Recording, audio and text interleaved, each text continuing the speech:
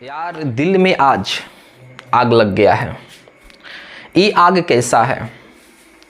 ये ऐसा आग है, इसको ख़त्म करने के लिए प्लेन के सारे थ्योरम को एकदम सटीक प्रूव करना पड़ेगा हमें, तब जाकर हमारे दिल की आग बुझेगा। तो चलिए दोस्तों, आज क्लास में यानी 12वीं क्लास के मैथमेटिक्स में प्लेन का तीसरा क्लास लेकर आए हैं और पूरे आराम से बताएंगे, फील आएगा टॉपिक में और बहुत मजा आएगा क्लास को देखने में। तो चलिए आज के कार्यक्रम को शुरू करते हैं और आप लोग कलम और कॉपी लेकर बैठ जाइए। तो चलिए आज का क्लास शुरू करते हैं, मजा आएगा। तो सबसे पहले एक मैं बातें बता दूं कि आज की क्लास में हम लोग क्या सीखेंगे। बिल्कुल, हमारे पास एक प्लेन है मान लेते हैं, और इस प्लेन में दो लाइन किसी कॉमन पॉइंट पे इंटरसेक्ट करती है, तो इस प्लेन का इक्वेशन क्या होगा ये समझेंगे। दूसरा क्या समझेंगे, हमारे पास कोई प्लेन है और उस प्लेन में दो पैरेलल लाइन है, तो इस प्लेन की इक्वेशन कैसे लिखी जाएगी इसके बारे में एकदम देसी स्टाइल में बात करने वाले हैं। तो चलिए क्लास को स्टार्ट करते हैं, देर करते नहीं तो देर हो जाती है। तो चलिए यहाँ पे जो टॉपिक बतानी है पहले लिख दूं, लिखेंगे equation of a plane containing two intersecting lines. क्या बात है यार, इस टॉपिक को समझने के पहले हम सबसे पहले आपको बेसिक बताएंगे। अगर आपको बेसिक अच्छे तरीके से क्लियर रहेगा तो यार जो टॉपिक बताया जाएगा उसमें आपको फील आएगा, और मैथ पढ़ते हो तो मैथ में फील आना जरूरी है।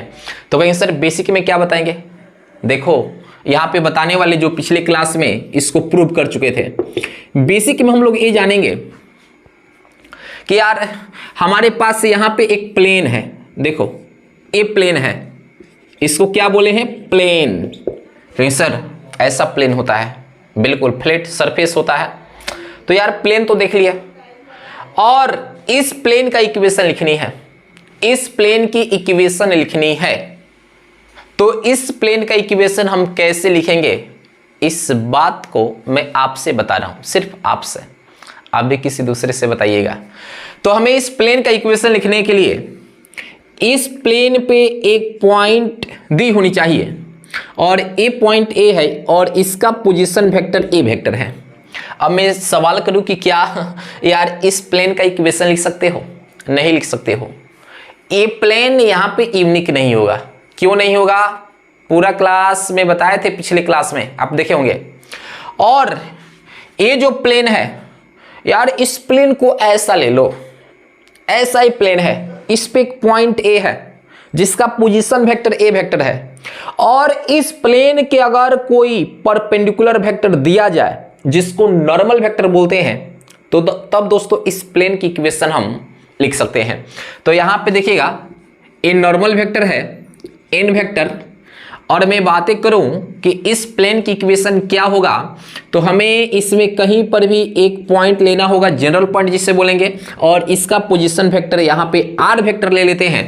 तो एक बात समझो और ये समझनी चाहिए कि इस प्लेन का इक्वेशन क्या होगा, इक्वेशन ऑफ ए प्लेन क्या होगा, तो यहां पे आर वेक्टर माइनस, जानते हैं क्या करना होगा, जो पॉइंट लिए हैं उसका position vector A vector dot यहां पे एन वेक्टर इक्वल टू 0 कर लेंगे। तो इस प्लेन का इक्वेशन यहां पे आर के टर्म में मिल गया। आई होप डेट ये बातें आपको समझ में आई होंगी। अब एक सवाल करेंगे, सर आपने इस सीधे कैसे लिख दिए? तो इसको प्रूव कर रखे हैं, जाकर वीडियो देखिए, पिछले जो लेक्चर दिए हैं। इसको हम लिख सकते हैं कि ये जो आपको आंसर मिला है यार, अभी हमने बताया किसका आंसर है, किसका आंसर है कि एक प्लेन में एक पॉइंट दिया हो और उस प्लेन के परपेंडिकुलर एक वेक्टर एन वेक्टर हो, जो परपेंडिकुलर वेक्टर हो जिसे नॉर्मल वेक्टर भी बोलते हैं, तब इस प्लेन का equation R vector minus A vector dot N vector equal to 0 होगा। लिख सकते हैं इस बात को, यहां पे आराम से देखना, घबरा कर नहीं। This equation of a plane whose passing through a given point A, जिसका position vector A vector and perpendicular to N vector. क्या मेरी बात समझ पाए? बिल्कुल। और ये जो आप देख रहे हो ना, A वेक्टर फॉर्म में लिखा गया है, तो लिख सकते हैं यहां पे this equation of plane in vector form. कौन सा फॉर्म जी? Vector form. कहीं सर वेक्टर फॉर्म का यार एक और नाम होता है जो जेईई मेंस और एडवांस में देता है, सिमेट्रिक फॉर्म। इसको क्या लिख सकते हैं? Symmetric form. क्या मेरी बात समझ में आया? बिल्कुल। अगर इतनी सी बातें आपको क्लियर है, इतनी सी बातें क्लियर है, तो ये जो लंबा टॉपिक देख रहे हो यार, इसको अपने खोपड़ी में हमेशा के लिए आप बैठा सकते हो, कभी छोड़कर नहीं जाएगा। आपके जीवन में सब कोई छोड़कर आपसे दूर चला जाएगा, लेकिन इस टॉपिक को समझे बेसिक, तो ये जो टॉपिक बता रहे हैं ना, कभी आपको छोड़कर जाने वाला नहीं है, कभी नहीं। आइए तो शुरू करते हैं, देखते हैं क्या कहता है कि equation of a plane containing two intersecting line. वही है कि अगर हमारे पास एक प्लेन हो और उस प्लेन में दो लाइन किसी कॉमन पॉइंट पे इंटरसेक्ट करती है, तो उस प्लेन का इक्वेशन क्या होगा? आइए मैं बता रहा हूं। तो सबसे पहले एक प्लेन बनाना होगा ना जी। चलो प्लेन बना लिए, और यहां पे देखो इसमें दो लाइन है। चलिए यहां पे आप देख रहे हो दो लाइन, और ये जो लाइन है ना, इसको L1 बोल देते हैं, इस लाइन को L2 बोल दिए। क्या कोई मैंने गुनाह किया? नहीं। अगर मैं बातें करूं कि ये जो L1 लाइन है, क्या इसका इक्वेशन आप लिख सकते हो? बोलेंगे कि सर लिख सकते हैं। इस लाइन पे एक पॉइंट होनी चाहिए और इस लाइन के पैरेलल एक वेक्टर होनी चाहिए, तब जाकर इस L1 लाइन की इक्वेशन लिख सकते हैं। तो देर किस बात की, हम चलो एक यहाँ पे पॉइंट दे देते हैं A, और इसका पोजीशन वेक्टर A1 वेक्टर है, और इसके पैरेलल एक सदिश है B1 वेक्टर। अब L1 का आप इक्वेशन लिख सकते हैं। यहां पर जो L1 का इक्वेशन होगा, R वेक्टर बराबर A1 vector plus lambda B1 vector हो जाएगा। आप कहोगे सर ये कैसे लिख दिया, आपने तो गुनाह कर दिए। भाई हमने कहाँ गुनाह किए हैं? आप गुनाह किए कि पिछले क्लास आप देख नहीं आए हैं, आपको देखनी चाहिए। वैसे अगर मैं बात करूं कि L2 का इक्वेशन लिख दो, कहें सर इस पे भी तो एक पॉइंट लेना होगा B। चलिए इसका पोजीशन वेक्टर A2 वेक्टर ले लिए, और इसके पैरेलल एक सदिश B2 वेक्टर ले लिए। अब इसकी इक्वेशन की मैं बात करूं तो हो जाएगा R वेक्टर बराबर A2 vector plus mu B2 vector. क्या मेरी बात समझ में आया आपको? कहें सर हमें तो इस प्लेन की इक्वेशन लिखनी है। बिल्कुल। कैसे लिखोगे? अगर प्लेन की इक्वेशन लिखनी है तो यहां पे देखो, प्लेन की इक्वेशन लिखनी है तो यहां पे देखो। क्योंकि सर यहां पे देखने वाली क्या चीज है? यार यहां पे तो देखने वाली सब कुछ चीज है यार। यहां पे दो चीज देख लो, अपनी आंखों से बोलो रे मेरे बाबा, अपनी आंखों से बोलो कि सुन मेरी आंखें। आप इस पिक्चर में दो टर्म को देख लो, फिर आपकी आंखें आपसे पूछेगा कि क्या देखनी है। आप कुछ दूसरा मत बता दीजिएगा। आप बोलिए कि बताओ इसमें क्या क्या दिया है, क्या क्या दिया है, गिवन डेट क्या है। आपकी आंखें बोलेगा कि इस पे एक पॉइंट दी जानी चाहिए और एक नॉर्मल वेक्टर है जो दी गई है। अगर ये दो चीजें हैं तो यहां पे इक्वेशन ऑफ प्लेन लिखा गया है। इसका अर्थ क्या है कि अगर इस प्लेन की इक्वेशन लिखनी है तो दो चीज पता होनी चाहिए। एक तो पॉइंट पता होनी चाहिए और दूसरा नॉर्मल वेक्टर पता होनी चाहिए। कहेंगे सर पॉइंट तो दो दो है, किसको ले? आप तुम किसी को ले सकते हो। कहेंगे सर एक जरूरत पूरा हो गया कि पॉइंट मिल गया, अब बाबा एक जरूरत और आपके पीछे कर रहा है। सोचो क्या, सोचो यार, दिल से पूछो। यहां पे तो दोनों में किसी एक पॉइंट को ले लोगे, पॉइंट की जरूरत हो गया पूरा। अब तुम किसको लोगे कि इक्वेशन ऑफ प्लेन मिल जाए? कहेंगे सर इन वेक्टर हमें चाहिए।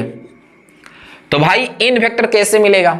मैं आपको बता दूं कि ये जो दो वेक्टर आप देख रहे हो b1 वेक्टर b2 वेक्टर, ये दो वेक्टर है जो आपको एन कैप पैदा करेगा, एन कैप पैदा करेगा, मात्र 2 सेकंड में पैदा करेगा। देखो बाबा मैं समझा रहा हूं, अगर आप b1 वेक्टर और b2 वेक्टर का क्रॉस लेंगे तो जो आपको वेक्टर मिलेगा इस प्लेन का परपेंडिकुलर होगा, और इस प्लेन का परपेंडिकुलर ही वेक्टर चाहिए। तो बाबू यहां पे जो एन वेक्टर होगा b1 vector cross b2 vector का परपेंडिकुलर होगा, मतलब ये जो निकालिएगा ना, तो जो वेक्टर मिलेगा वही तो एन वेक्टर है और इस प्लेन का परपेंडिकुलर होगा। आप कहेंगे सर कैसे? तो यहां पे देखो मैं आपको बता रहा हूं, यहां पे देखो मैं आपको बता रहा हूं, ए बी वेक्टर है और ए b2 वेक्टर है। b1 वेक्टर की तरफ ये 4 उंगली करो और b2 वेक्टर की तरफ घुमाओ। यहां पे देखो, थोड़ा देखो, ए b1 वेक्टर है, b2 वेक्टर है, समझ में आया नहीं चाहिए? देखो ऐसा है, इस पिक्चर को ऐसा जूम करो, ये 4 उंगली बी वेक्टर पर रख लो और b2 वेक्टर की तरफ घुमाओ, आपका अंगूठा नीचे की तरफ जाएगा, अंगूठा नीचे की तरफ, ए आपका हो जाएगा एन वेक्टर, एन वेक्टर, समझ में आया? जो परपेंडिकुलर वेक्टर है इस प्लेन का, और ए जो वेक्टर है देखिए बी वेक्टर के साथ कितना कोण पे? 90, b2 के भी साथ 90, मतलब यहां पे जो n वेक्टर है b1 वेक्टर पर भी लंब है, जो n वेक्टर है b2 वेक्टर पर भी लंब है। क्या मेरी बात समझ पा रहे हो? अब कहोगे सर काम तो बन गया, जो n वेक्टर होगा ए आपका यहां पे n वेक्टर हो गया प्लेन का परपेंडिकुलर, ए प्लेन ऐसा है और इसके परपेंडिकुलर नीचे भी हो सकता है या ऊपर भी हो सकता है, तो यहां पे तो नीचे की तरफ होगा n वेक्टर। अब मैं बातें करूं यहां पे कि इक्वेशन ऑफ प्लेन, या प्लेन कर सकते हैं containing two intersecting line, intersecting line, चलिए इसका इक्वेशन लिखनी है। तो भाई मैं एक बात आपसे पूछूं तो क्या बता सकते हो? तो सर बिल्कुल बता सकते हैं। एक बात बताओ, इसका इक्वेशन लिखनी है तो क्या करोगे? क्या करोगे? कहें दो चीज की तलाश है, पॉइंट पता होनी चाहिए, नॉर्मल वेक्टर पता होनी चाहिए, और इस फॉर्मूले पर लगा देंगे। और यहां पे फॉर्मूला लिखने के पहले एक बात और आपसे जानने की कोशिश करूंगा कि भाई ये जो पॉइंट है ना, ये वाली जो पॉइंट है, ये जो पॉइंट है ये लाइन पे है और ये जो लाइन है प्लेन में है, तो ये वाला जो पॉइंट होगा इस लाइन के लिए यही पॉइंट होगा और इस प्लेन के लिए यही पॉइंट होगा, क्योंकि पॉइंट लाइन पे है और लाइन प्लेन में है। तो पूछा जाए कि ये जो पॉइंट होगा इस लाइन के लिए भी यही पॉइंट है इस जगह पे और प्लेन के लिए भी यही है। तो यहां पे देखिएगा हमें अब इक्वेशन लिखनी है, तो देखो यहां पे हमें कहीं पर भी एक जनरल पॉइंट लेना होगा जिसका पोजीशन वेक्टर आर वेक्टर होगा। तो R vector minus A vector जो दी गई पॉइंट है तो कोई ले लो, चलो इसको ले लेते हैं A one vector dot N vector perpendicular vector. तो परपेंडिकुलर वेक्टर क्या है जी? एन वेक्टर बराबर में क्या है? 0। तो यहां पे आप देखो हम एक काम कर सकते हैं, यहां पे R vector minus A one vector dot जो एन वेक्टर है, एन वेक्टर देखो क्या है यहां पे b1 vector cross b2 vector बराबर 0। देखिए आंसर आ गया। इसको आप ऐसे भी लिख सकते हो बॉक्स प्रोडक्ट में, ऐसे R vector minus A vector b1 vector b2 vector equal to 0। लीजिए इस प्लेन का इक्वेशन आ गया। अब आप ये मत पूछना कि सर आप इसको ऐसे क्यों लिख दिए, पिछले क्लास में बताए थे, देख लो थोड़ी देर। यहां पे अगर A vector dot B vector cross C vector हो तो इसको हम लिख सकते हैं बॉक्स प्रोडक्ट में A vector B vector C vector. अब बातें आपको समझ में आ गई होंगी। तो चलिए छोटा सा क्लास रहा, और ये क्लास आपको कैसा लगा कमेंट्स में जरूर बताइएगा।